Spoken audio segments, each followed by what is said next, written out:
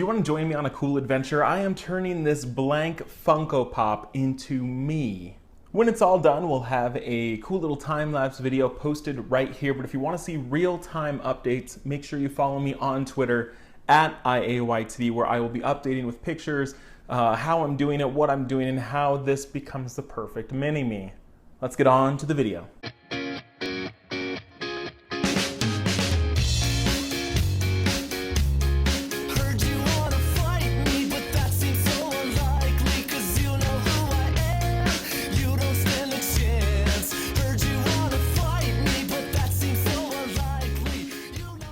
Welcome to Comic Fights, and today we have two deadly women facing off against each other. We've got Cassandra Cain, the Batgirl and the Black Bat, versus X-23, the clone of Wolverine. So let's start by talking about Cassandra Cain. She was basically born and raised to be an assassin, and basically a bodyguard for Ra's al Ghul. And I know people pronounce that name differently, Raish, Roz, Ross. I'm going with Ra's al Ghul. When she was young, instead of teaching her how to speak, they used that time and effort and mental energy to teach her to look at someone and basically learn their body language and what they're going to do next. And so she gained this deadly ability to predict someone's actions in battle. So she doesn't replicate what they're doing, but she knows what they're going to do next. She murdered her first person when she was 8 years old, and it kind of traumatized her. So she kind of fled from the League of Assassins that was training her, and she kind of went off. And she was basically homeless for like 8 to 10 years, something like that. And she was just gone, right? She didn't really know how to speak. She learned little bits here and there. And she eventually found Batman, and she was brought into the fold and became Batgirl. So for a time she served under Batman. She learned kind of some detective skills. She learned how to fight from him as well. While she was Batgirl for a while, she eventually got her own name as she kind of grew up, becoming the Black Bat. In terms of this fight, she is a martial arts master, one of the most proficient martial artists probably in the whole DC universe.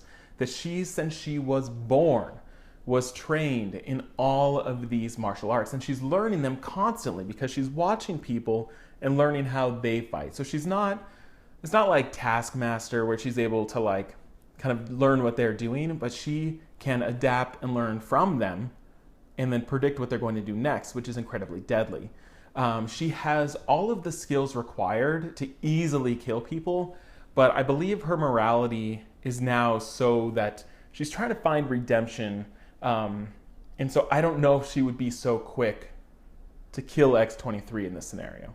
If there's evidence otherwise, let me know in the comments. So let's talk about her opponent, X-23. This is a clone of Wolverine. The Weapon X program wanted another Wolverine.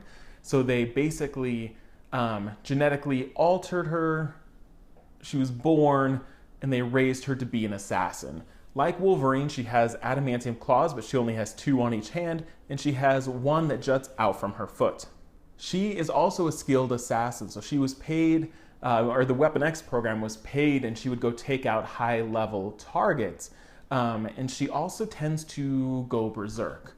So she has a trigger scent that basically, when it's almost like a bloodlust, like a berserk rage. And when this triggers, she kills anything and everything around her, including people that she potentially cares about.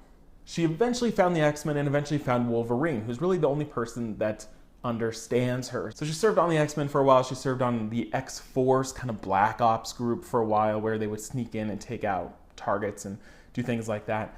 And then Wolverine died, and eventually she took over as the new Wolverine in a very similar outfit to him.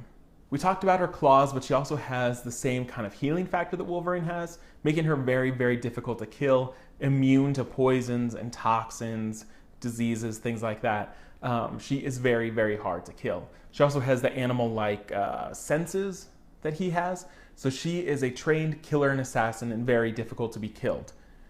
Will Cassandra Cain, even though she is probably a better fighter, she is an incredible martial artist, would she be able to find out a way to take out X-23? Again, we don't need to do killing, because I don't know if Batgirl or Black Bat would do that, but just incapacitate in some way? Would she know of a way and be able to execute a way to take out X-23? So let me know in the comments, and next week we will shout out the best answer. That leads us to the recap of last week, which was Spider-Man versus Nightwing. This was actually a surprisingly back and forth debate because Spider-Man has the obvious advantage that he has actual superhuman abilities, most notably strength, speed, the spider sense, and then his tech gadgets that he's created. There were some arguments that were really pro Nightwing, including the ability that he has kind of electricity in his electric suit and the batons that he can use, or a screama that he can use. But I'm going with Spider-Man just for the fact that people seem to be downplaying Spider-Man's intelligence and his ability to invent weapons, that if they know about each other, Spider-Man has all of these superhuman traits as well as being incredibly smart. And so even if Nightwing is thinking about how, what technology he can build and create to take out Spider-Man, Spider-Man is doing the same. So we're allowed to have differences, but I'm going with Spider-Man. And we have these thoughts here from Jamal2223, which say, I think Spider-Man is a clear winner. Prior to the order event, Spider-Man lifted about 20 tons, so strength goes to him clearly. Hand-to-hand and agility could be a push, but while Grayson used to be an acrobat, Spider-Man is extremely nimble. Hand-to-hand could go to Grayson, though Spider-Man has fought against a guy who could see you throw a punch and immediately copy and paste your fighting style. Spider-Man was always able to defeat him. Preparedness could also go to Grayson because he is, or rather was, a detective. He, with his toys, would be ready for most of what Spider-Man would regularly bring. But Spider-Man is a genius, and with time and proper information could create his own toys specifically catered to Grayson. All in all, Grayson's strengths in this fight would only be a push at best, while Spider-Man clearly bested him in physical strength, intellect, and accomplishments overall. So again, I think the win goes to Spider-Man, but Nightwing would put up a good fight. So down in the comments, give me more suggestions for future fights. Make sure you follow me on Twitter to see me complete my Funko Pop. That'll be a fun little adventure, and we'll see you next week on Comic Fights.